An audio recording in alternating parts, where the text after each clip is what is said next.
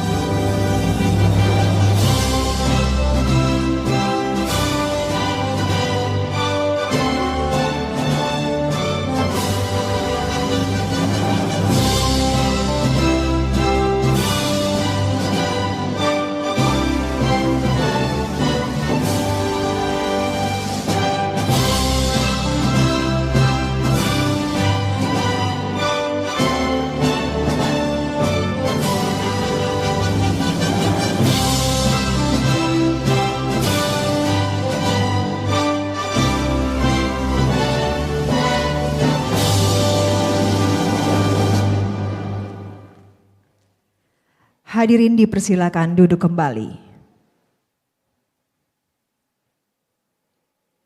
Assalamualaikum warahmatullahi wabarakatuh.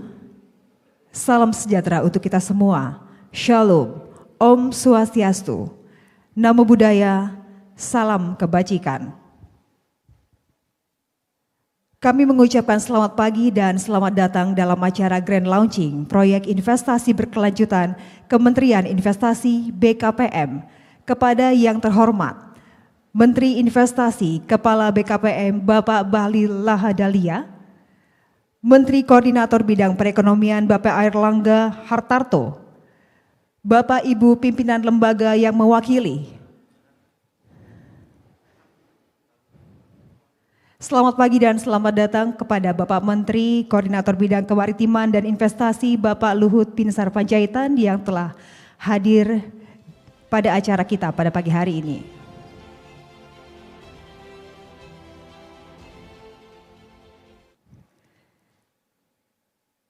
Kami juga mengucapkan selamat pagi dan selamat datang kepada Bapak Ibu pimpinan lembaga yang mewakili, Menteri Keuangan, Menteri PPN, Kepala Bappenas, Menteri Luar Negeri, Menteri BUMN, Menteri Perdagangan, Menteri Perindustrian, Menteri Pariwisata dan Ekonomi Kreatif Kepala Baparekraf, Gubernur Bank Indonesia, Ketua Otoritas Jasa Keuangan, His Excellency the Ambassador of Kingdom of Saudi Arabia to Indonesia, Sheikh Essam bin Abed Al-Takafi, Her Excellency the Ambassador of Turkey to Indonesia, Ms. Asken Asan, His Excellency the Ambassador of European Union to Indonesia and Brunei Darussalam, Mr. Vincent Piket, seluruh perwakilan Duta Besar Negara G20, seluruh perwakilan pelaku usaha, asosiasi dan perbankan, seluruh perwakilan pemerintah daerah, para undangan dan hadirin yang berbahagia, baik yang hadir secara fisik maupun virtual. Puji syukur kehadirat Tuhan Yang Maha Esa, karena berkat perkenannya, acara kita dapat terlaksana pada hari ini, yaitu acara Grand Launching Proyek Investasi Berkelanjutan Kementerian Investasi BKPM di Hotel Fairmont Jakarta hari ini, Kamis 17 Maret 2022. Untuk mengawali acara kita pada pagi hari ini, Marilah kita saksikan penampilan dari tari Saman yang merupakan tari tradisional yang berasal dari Provinsi Aceh. Selamat menyaksikan.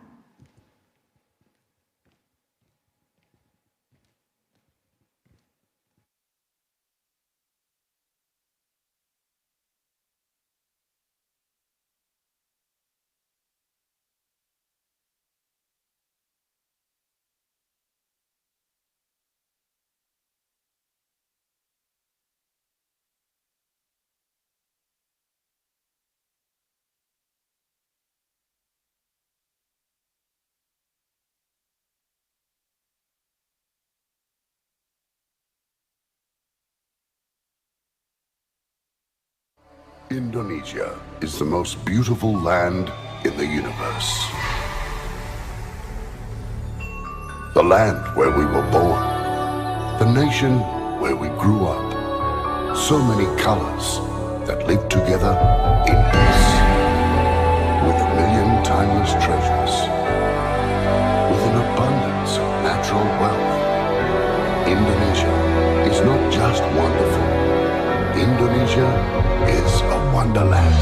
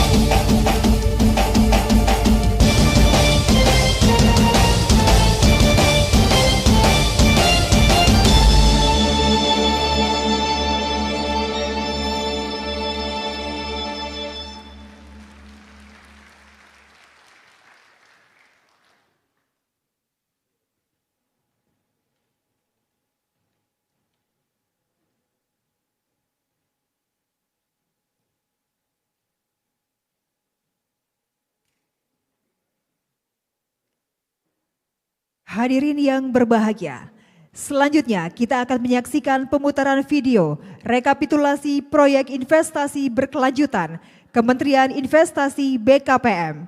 Selamat menyaksikan. Di tahun 2022, Presiden Joko Widodo menargetkan realisasi investasi sebesar 1.200 triliun.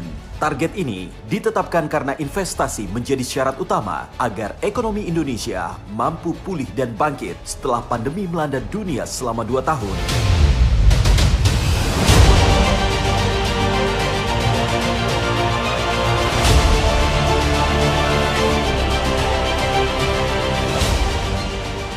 Investasi menjadi jangkar pemulihan ekonomi. Menumbuhkan sentra-sentra ekonomi baru yang mampu memberikan nilai tambah bagi daerah-daerah di seluruh penjuru tanah air. Memang kita harus berbicara apa adanya. Pemerataan bukan sebuah hal yang gampang untuk dilakukan.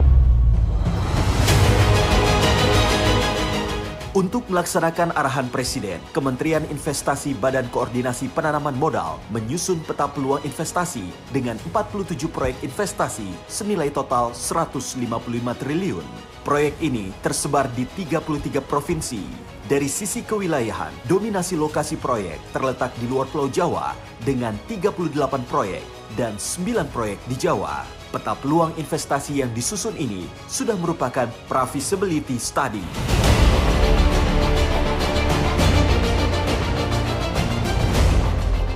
Perintah Bapak Presiden harus memberikan pemerataan pertumbuhan ekonomi, salah satu instrumennya adalah investasi.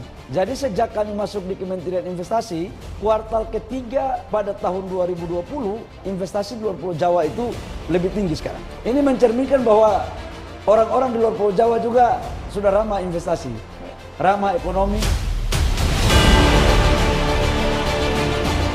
Peta peluang investasi meliputi 4 sektor. Di sektor pariwisata, terdapat 12 proyek investasi, pengembangan kawasan sebanyak 14 proyek, industri yang terintegrasi kawasan berjumlah 15 proyek, dan 6 proyek di sektor infrastruktur penunjang kawasan.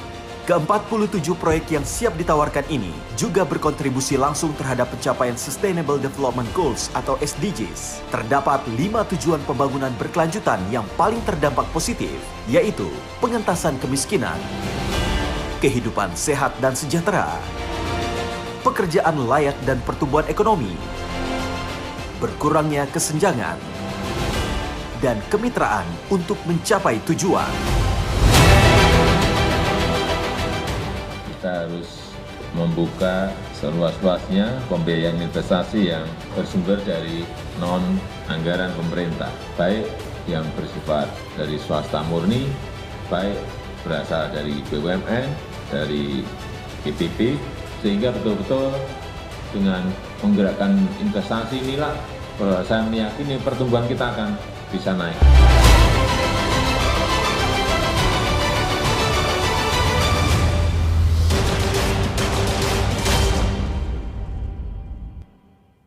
Dan selanjutnya akan kita dengarkan bersama sambutan yang akan disampaikan oleh Menteri Investasi Kepala BKPM kepada Bapak Bahlil Lahadalia. Kami persilahkan.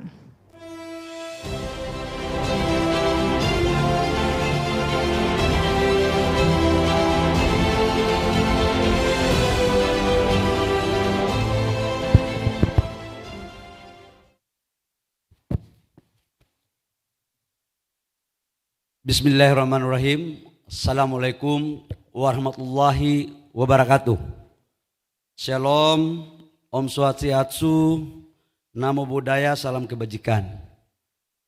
Yang saya hormati Bapak Menteri, Koordinator Bidang Kemaritiman dan Investasi, Bapak Luhut Binsar Panjaitan, ini komandan saya. Kita berikan aplaus kepada Pak Menko yang sudah hadir.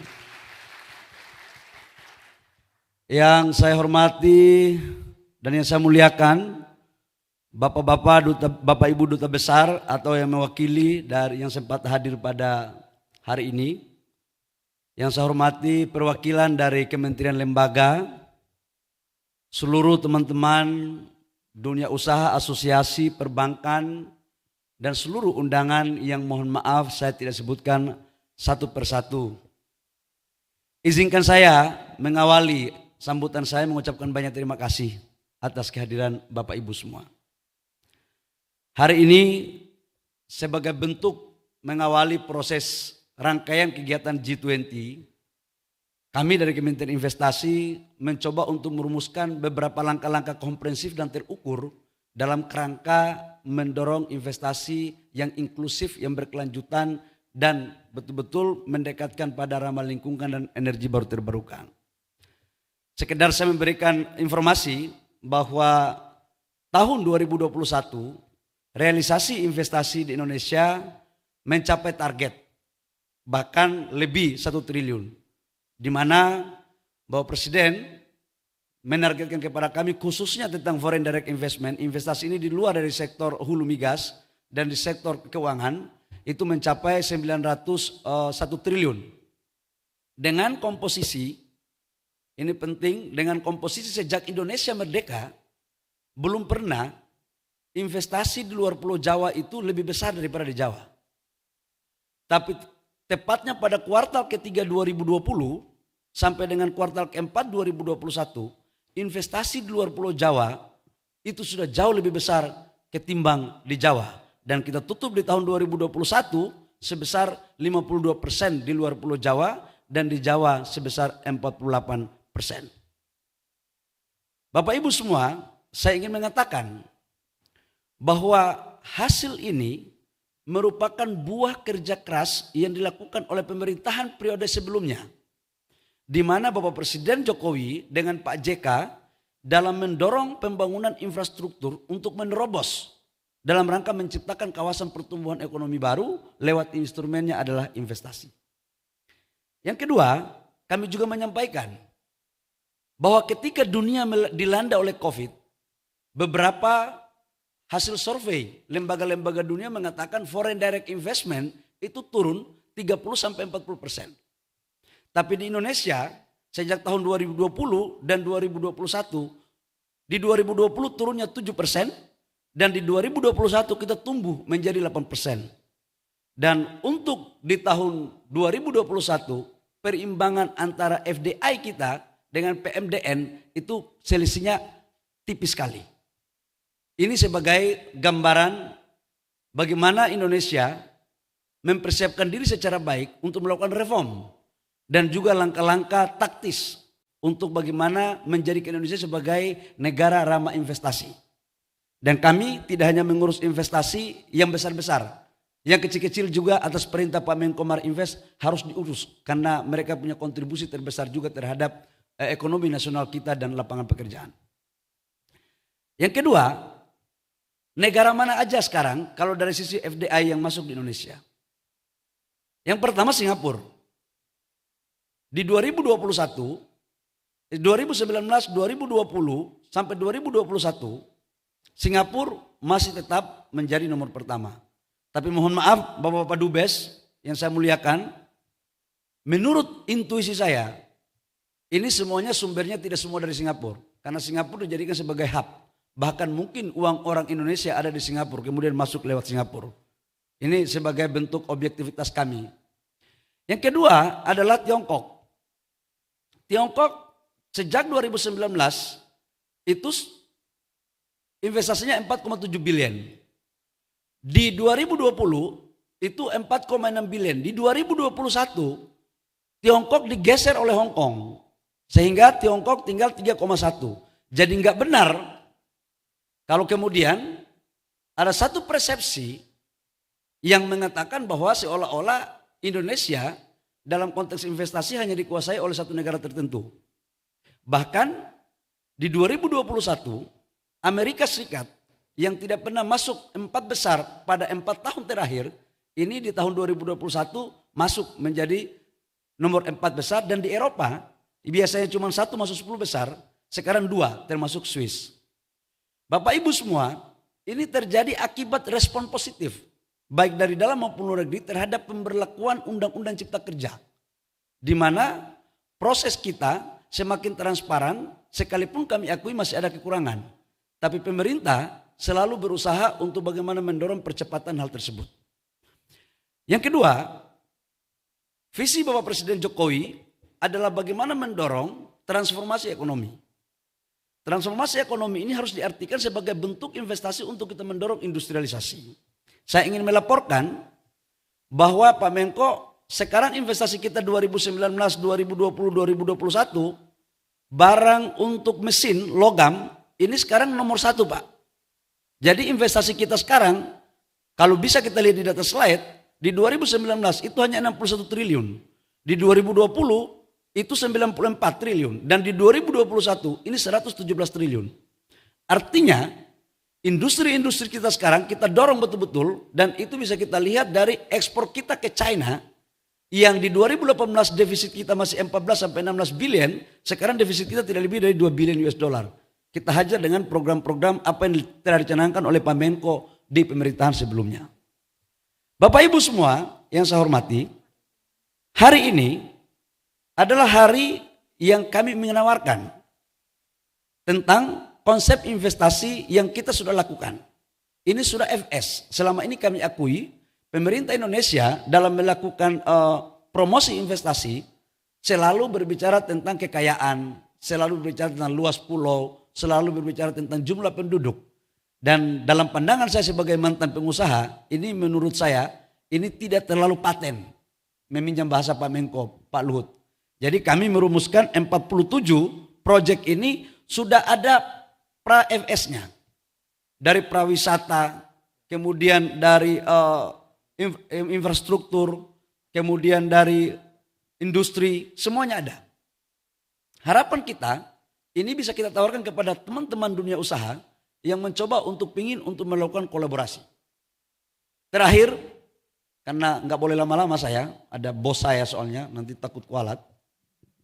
Nih, terakhir saya ingin mengatakan, Indonesia ke depan sudah mendorong sektor-sektor prioritas investasi, di mana kita akan fokus untuk melakukan hilirisasi. Karena hilirisasi ini adalah instrumen terpenting untuk bagaimana memberikan nilai tambah dan sekaligus untuk menciptakan upah tenaga kerja yang cukup.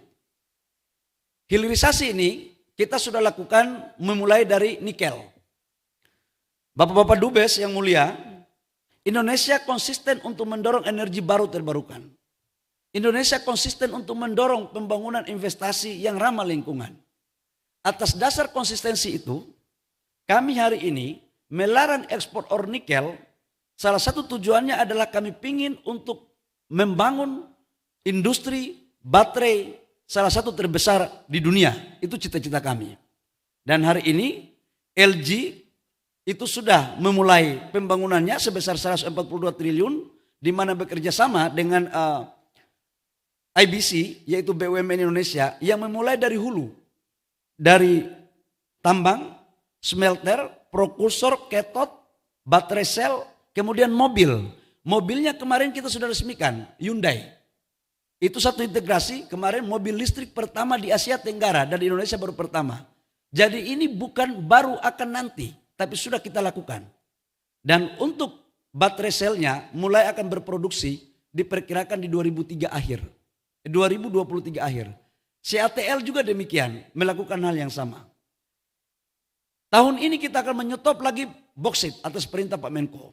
Dan akan terus dilanjutkan pada sektor-sektor yang lain. Terakhir saya ingin menawarkan kepada bapak-bapak semua. Ini adalah tawaran kami yang akan bisa masuk ke Indonesia. Kalau Bapak Ibu semua serius untuk masuk investasi di Indonesia, biarkanlah seluruh perizinannya, seluruh insentifnya, nanti kami pemerintah yang mengurusnya. Saya langsung atas perintah Pak Menko yang akan memimpin untuk mengurus izin-izin Bapak Ibu semua. Tidak perlu datang ke kementerian lembaga, nanti saya sendiri yang akan mengurus selama investasinya itu serius. Tugas Bapak Ibu adalah cukup membawa teknologi, cukup membawa kapital, dan sebagian pasar. Kita akan berkolaborasi dan saya yakinkan bahwa Indonesia pada posisi strategis sebagai negara populasi terbesar di Asia Tenggara. Jumlah populasinya kita 43% dan pendapatan kelas menengah kita semakin membaik. Hanya itu yang perlu saya laporkan pada kesempatan yang mulia ini, yang berbahagia ini. Saya ucapkan terima kasih kepada tim Kementerian Investasi, Pak Nurul dan Pak Sesmin dan seluruh teman-teman semua yang telah bekerja keras. Demikian, kurang lebihnya mohon maaf. Wabillahi taufiq wal hidayah. Wassalamualaikum warahmatullahi wabarakatuh. Shalom, Om Santi, Santi Om, Namo Buddhaya, salam kebajikan. Terima kasih kami ucapkan kepada Menteri Investasi, Kepala BKPM, Bapak Bahlil Lahadalia yang telah menyampaikan kata sambutannya. Hadirin yang berbahagia, sambutan selanjutnya akan disampaikan oleh Menteri Koordinator Bidang Perekonomian, Bapak Erlangga Hartarto dalam video berikut ini. Assalamualaikum warahmatullahi wabarakatuh. Selamat pagi, salam sejahtera untuk kita semua. Om Swastiastu, Namo Buddhaya, salam kebajikan. Yang kami hormati Bapak dan Ibu Menteri, para pejabat eselon 1 di Kementerian Investasi, praktisi dan pelaku investasi, rekan-rekan media dan para jurnalis atau rekan-rekan pers. Pertama, marilah kita panjatkan puji syukur kehadirat Allah Subhanahu wa Ta'ala sehingga kita dapat bergabung dalam acara Grand Launching Indonesia Sustainable Investment Project. Apresiasi saya berikan kepada Menteri Investasi Kepala BKPM, Pak Bahlil Lahadalia, beserta jajarannya untuk turut serta membangun dan mendorong pencapaian tujuan pembangunan berkelanjutan guna meningkatkan nilai investasi di Indonesia. Hadirin yang terhormat, pandemi COVID tentunya memberikan tantangan terhadap pencapaian target pembangunan berkelanjutan. Tingkat kemiskinan meningkat, namun pemerintah terus menekan sehingga di tahun 2021 sudah mendekati pre-COVID. Kemudian target pemenuhan SDGs itu banyak mengalami tantangan dan untuk itu perlu pemulihan untuk mengembalikan rencana SDGs sehingga bisa kembali seperti sebelum terganggu pandemi COVID-19. Pemulihan telah banyak dilakukan, antara lain di forum G20. Dalam forum ini Indonesia turut mendorong berbagai pemulihan, antara lain melalui kerjasama ketersediaan vaksin, kemudian mendorong penundaan pembayaran hutang bagi negara-negara miskin dan pembentukan joint task di bidang kesehatan, keuangan, serta berbagai kerjasama di sektor perekonomian pasca pandemi COVID. Investasi menjadi sarana signifikan untuk menggerakkan perekonomian, mendorong pemulihan, serta menurunkan akibat dari pandemi COVID-19 guna mencapai target-target SDGs. Dalam rangka pencapaian SDGs ini, BKPM mendorong penanaman modal asing menjadi salah satu alat bagi negara untuk berkontribusi pada percepatan pembangunan berkelanjutan, sekaligus menciptakan lapangan kerja. Investasi berkelanjutan adalah istilah yang digunakan untuk pendekatan investasi yang tentunya mempertimbangkan harmonisasi dengan faktor lingkungan, sosial, dan tata kelola. Bapak Ibu yang saya hormati, SDGs memasuki 4 pilar utama, yaitu manusia, sosial, alam, dan fisik. Target ini tentunya menjadi penting, terutama pasca pemulihan pandemi COVID. Investasi berkelanjutan itu mungkin menjadi jawaban untuk membuat investasi global lebih tangguh dan juga untuk menjadi peredam bagi berbagai guncangan ataupun tantangan global di masa mendatang. Indonesia bersama 192 negara lain berkomitmen untuk mencapai tujuan SDGs, di mana salah satunya adalah pembangunan ekonomi berkelanjutan dengan implementasi beberapa target yang diterapkan, dan inilah yang turut kita dorong di dalam kepemimpinan Indonesia di presidensi G20. Saya apresiasi Kementerian Investasi BKPM yang bersama dengan Kementerian Perdagangan dan Perindustrian, kemudian juga dalam Trade, Investment, dan Industry Working Group untuk terus mendorong agenda-agenda investasi berkelanjutan sebagai prioritas utama. Kami berharap bahwa investasi berkelanjutan untuk pemulihan ekonomi global bisa menghasilkan hasil yang konkret di dalam presidensi G20 Indonesia. Transisi menuju ekonomi hijau ini merupakan tanggung jawab besar sekaligus memberikan peluang besar. Potensi energi terbarukan perlu diikuti dengan program-program konkret bersama dengan roadmap-nya, termasuk di bidang sektor pembiayaan, pendanaan, dan investasi. Penerapan mekanisme nilai karbon tentu itu bisa mendorong bagi investasi-investasi yang dikembangkan. Kami sangat berharap bahwa partisipasi aktif seluruh pihak dapat mempercepat pemulihan ekonomi, baik yang di bidang green maupun blue ekonomi, serta mendukung SDGs dalam pembangunan ekonomi yang berkelanjutan. Kami ucapkan selamat kepada Kementerian Investasi atas launching 47 proyek investasi berkelanjutan yang ditawarkan kepada para investor potensial. Dari seluruh jajaran pemerintah akan terus berupaya agar peningkatan investasi dapat didorong untuk memastikan kebangkitan ekonomi Indonesia. Terima kasih. Wassalamualaikum warahmatullahi wabarakatuh. Demikianlah tadi telah kita dengarkan bersama-sama sambutan yang telah disampaikan oleh Menteri Koordinator Bidang Perekonomian.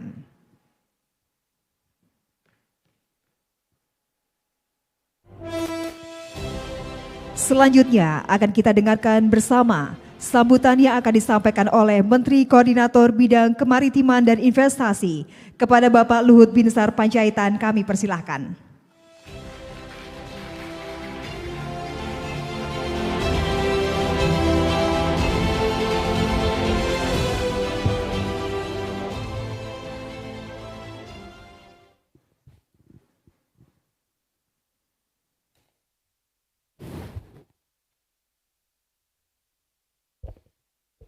Assalamualaikum warahmatullahi wabarakatuh.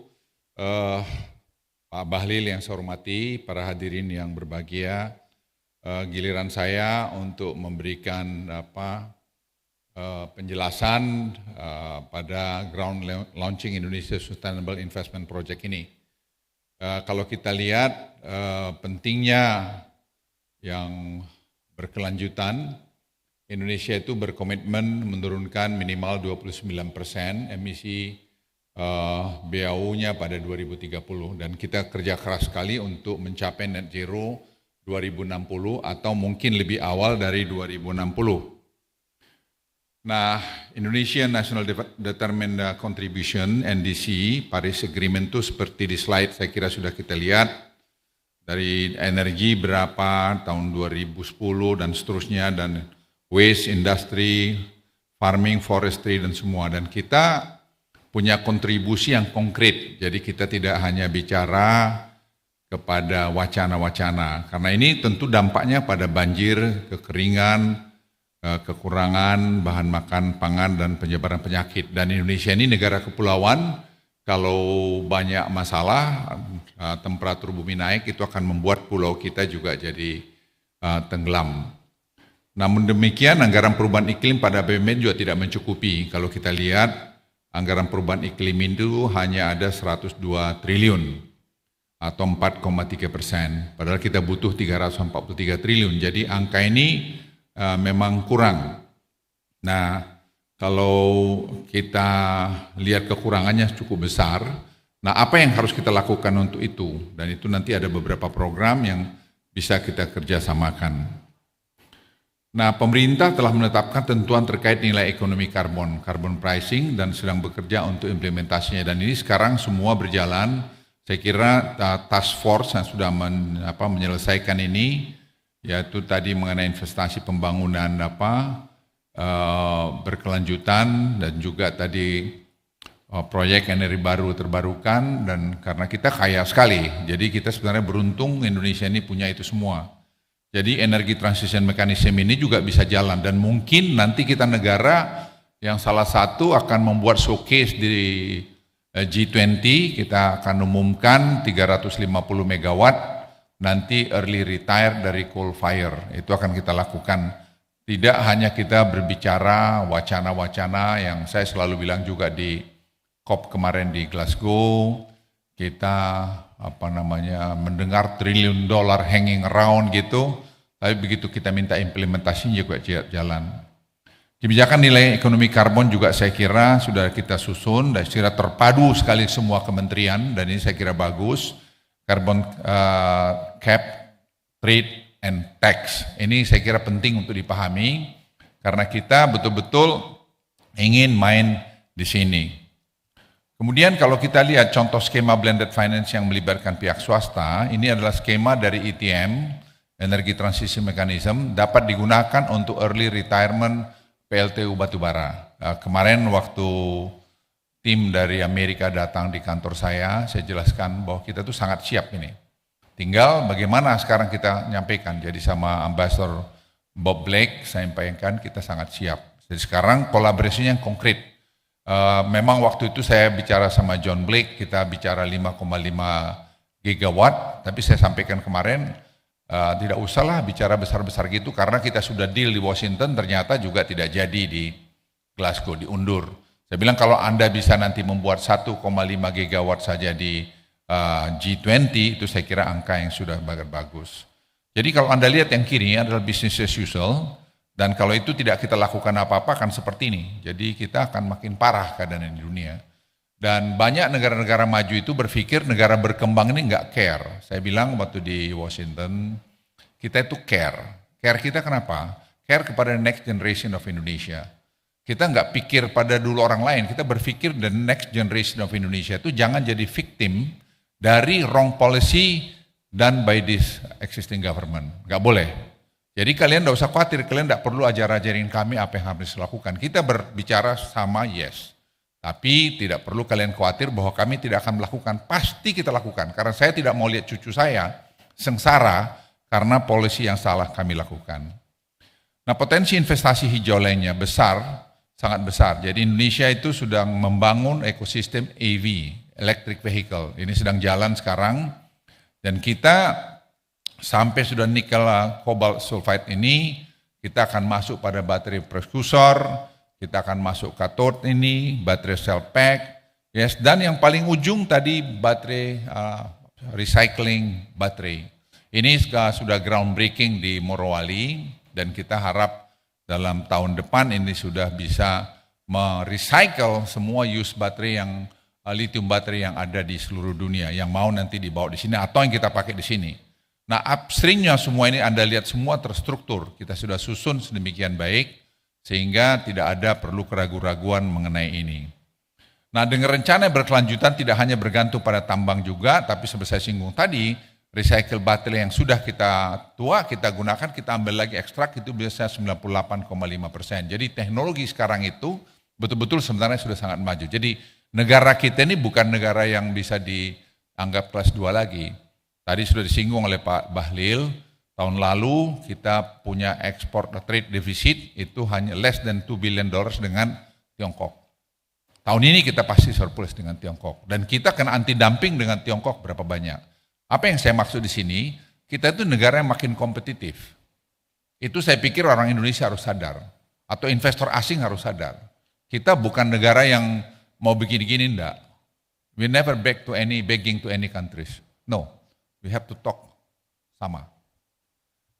Nah, ini juga energi baru terbarukan, EBT Indonesia, itu dicontoh di Kalimantan Utara yang sekarang sedang kita bangun, Green Industrial Park, Integrated Green Industrial Park. Itu tuh saya kira luas 30.000 hektar, itu saya kira mainan dari Kementerian Investasi, makanya tadi angka-angka Pak Bahlil itu bagus, karena semua mereka datang ke sana, itu angkanya sangat besar. Kalau kita lihat itu sekarang di kawasan industri hijau yang di Kaltara itu investasinya kira-kira 132 miliar dolar untuk sampai nanti tahun 2029. Jadi angka yang sangat besar dan kita akan memiliki the largest petrochemical di dunia.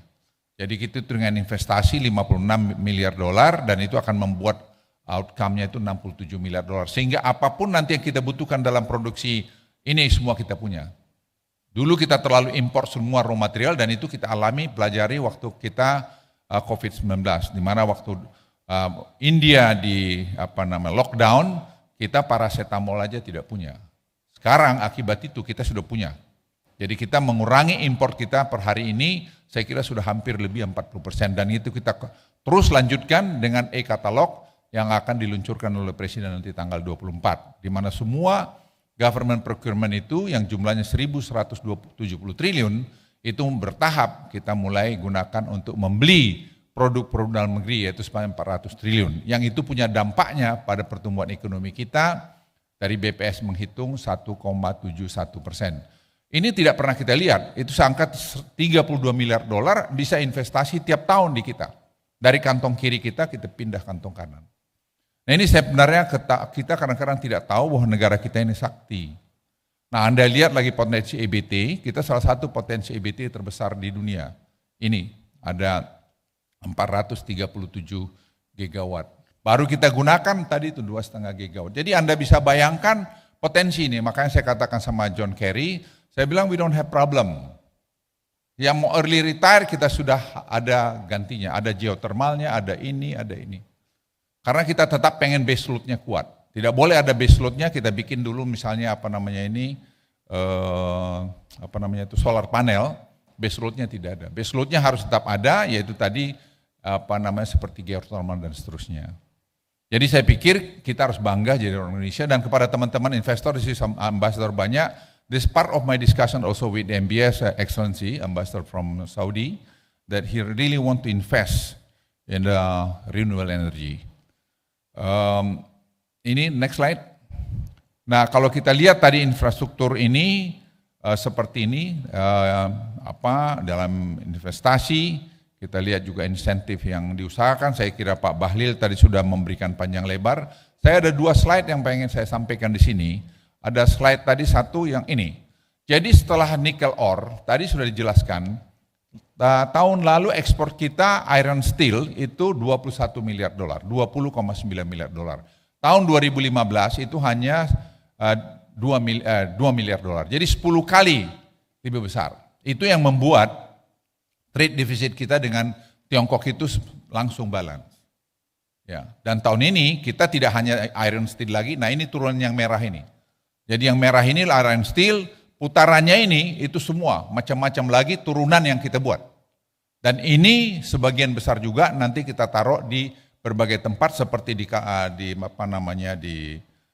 Batang, di mana mereka ini minta tadi kepada green energy, dan kita bisa certified tadi dari PLN untuk dapat tadi 1.500 megawatt untuk tadi proyek ini. Ini nilainya kira-kira lebih dari 100 miliar dolar lagi dalam beberapa tahun ke depan. Jadi saya ingin sampaikan pada Bapak Ibu sekalian, potensi di Republik kita ini luar biasa, dan our commitment juga kepada energi baru terbarukan itu tidak akan pernah diragukan. Dan saya sekali lagi nyampaikan, nanti Kaltara itu akan menjadi satu green integrated industrial park. Satu yang terbesar dengan size 30.000 hektar dan dengan 8.000 megawatt hydropower, dengan 10.000 megawatt solar panel dan 2,9 TCF gas. Jadi kita akan membuat sesuatu yang bagus, dan ini akan merubah struktur Indonesia, karena kalau lihat next slide berikut, ini akan terjadi seperti ini akibatnya itu. Jadi akibat dari ini pada tahun 2030 kita akan punya GDP atau income per kapita sampai dekat 10.000 dolar dengan tadi pertumbuhan ekonomi 5,8%. Ini simulasi yang dibuat di kantor itu baru berdasarkan satu nikel ore. Kita belum bicara tadi bauxite, kita belum bicara tadi copper, kita belum bicara tadi tin dan yang lain, dan belum kita bicara tadi efisiensi investasi 400 triliun dari tadi government procurement yang kita targetkan bisa dalam sampai 3 tahun ke depan sampai 700 triliun per tahun. Jadi kita harus bangga melihat ini semua, dan dalam nanti showcase kita di G20 di Bali, kita akan ceritakan semua ini.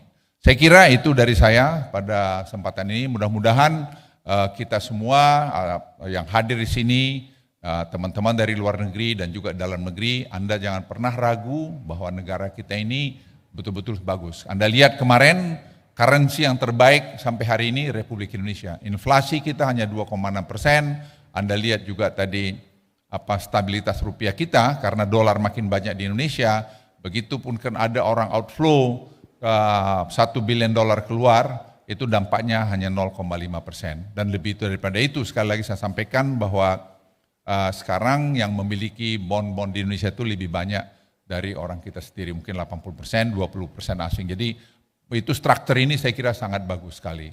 Saya kira itu dari saya, Pak Bahlil sudah melakukan pekerjaan dengan bagus. Nah, sebelum saya tutup mengenai OSS. OSS itu saya kira pekerjaan super besar. Jadi memang masih ada masalah di sana sini, tapi sukses story mereka ini sudah untuk yang skala UMKM sudah tidak ada masalah. Skala yang besar memang memerlukan satu kerjasama besar lagi. Jadi kita masih butuh perbaikan terus ke depan.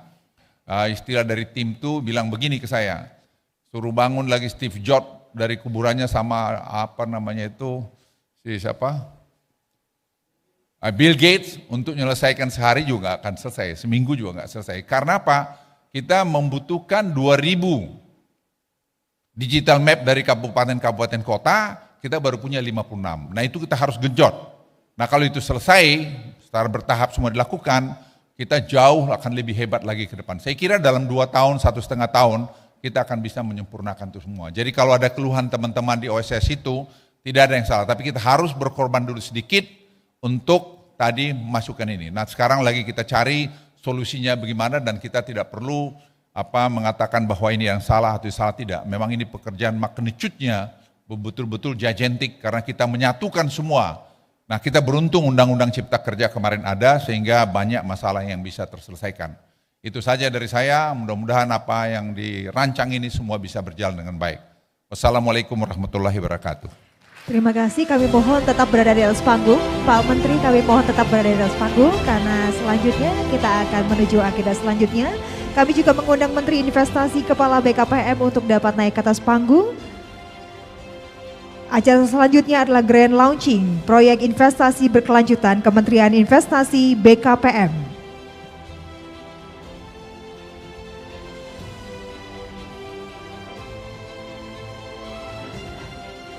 Baik, Pak Menko dan Pak Menteri Investasi kami mohon untuk kesediaannya menempati posisi masing-masing. Untuk Pak Menko menggunakan tangan kiri dan juga selanjutnya Pak Menteri Investasi menggunakan tangan kanan. Nanti kita akan berikan hitungan mundur. Dalam hitungan 1 dimohon untuk menempelkan tangan pada layar. Baik, dalam hitungan mundur 3, 2, 1.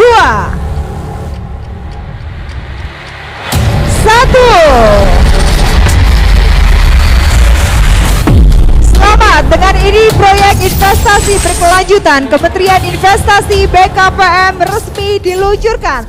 Tepuk tangan yang paling meriah.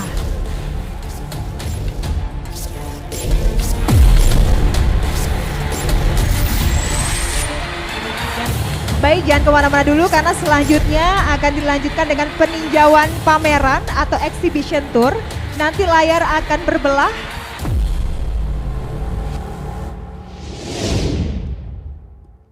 Dan kami mengundang Pak Menko dan juga Pak Menteri Investasi untuk dapat melewati layar yang terbelah.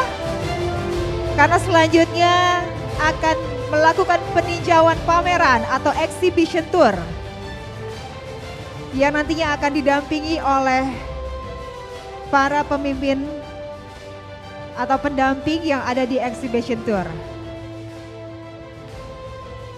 Baik, kami mohon untuk undangan lainnya, kami mohon tetap berada di ruangan ballroom. Nanti kami akan mengundang satu persatu.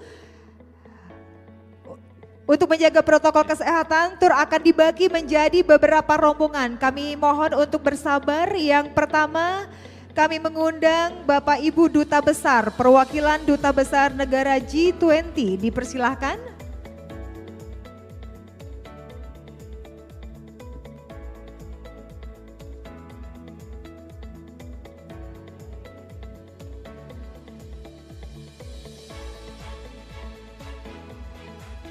Dan selanjutnya nanti akan disambung oleh rombongan kedua, para pejabat eselon 1 dari kementerian dan lembaga.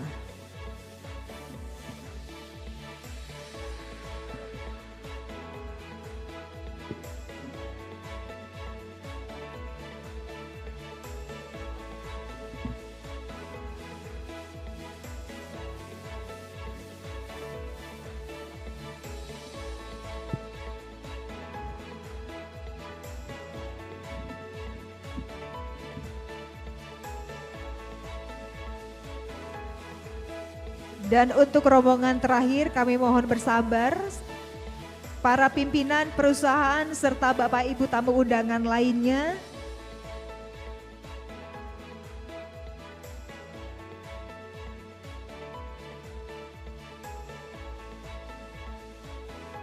Kami persilakan untuk dapat menuju area exhibition lewat depan panggung, kami persilakan.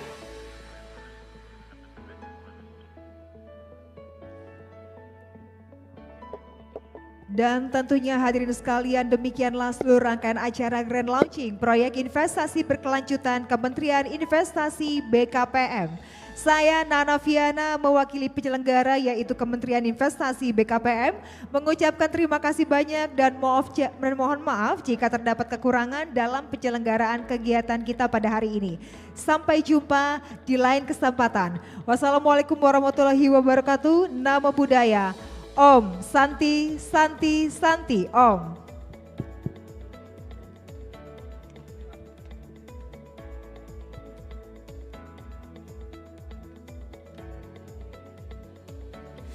Indonesia telah masuk transformasi ekonomi untuk menciptakan nilai tambah bisnis Indonesia bagi dunia. 今回の変革によりインドネシアの投資はもっと進むと思います。这里让我们所有的产品到达国际市场非常便利，非常方便。 Indonesia have many attractive investment acts and at the same time involves small and local medium-sized enterprises. Jadilah bagian dari perubahan masa baru Indonesia. Indonesia telah masuk transformasi ekonomi untuk menciptakan nilai tambah bisnis Indonesia bagi dunia. 今回の変革によりインドネシアの投資はもっと進むと思います。 这里让我们所有的产品到达国际市场非常便利，非常方便。 Indonesia have many attractive investment acts and at the same time involves small and local medium-sized enterprises. Jadilah bagian dari perubahan masa baru Indonesia. Indonesia telah masuk transformasi ekonomi untuk menciptakan nilai tambah bisnis Indonesia bagi dunia. 今回の変革によりインドネシアの投資はもっと進むと思います。 这里让我们所有的产品到达国际市场非常便利，非常方便。 Indonesia have many attractive investment acts and at the same time involves small and local medium-sized enterprises. Jadilah bagian dari perubahan masa baru Indonesia.